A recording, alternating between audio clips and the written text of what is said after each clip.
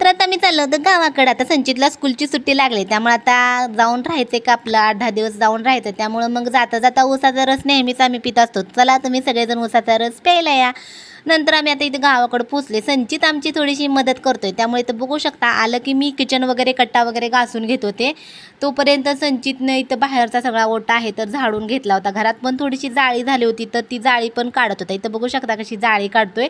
हे संचित एवढी सगळी कामं करतोय ना, तोपर्यंत मी फ्रीज सगळा घासून पुसून घेतला, कट्टा धुवून घेतला. नंतर गॅस वगैरे होता, गॅसची चिगडी वगैरे सगळं घासून घेतलं.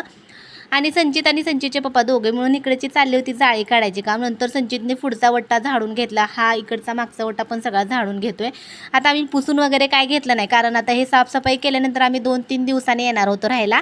त्यामुळे साफसफाई काही केली नाही. आमचं पिल्लू कसं काम करते बघा. आणि तुम्हाला वाटेल एवढ्या एवढ्या लेकराला किती सगळी कामं लावलेत, पण थोडंसंच केलं तर बरं का, नाही तर एवढं पण असं सगळं केलं नव्हतं काम. चला व्हिडिओ कसा वाटला नक्की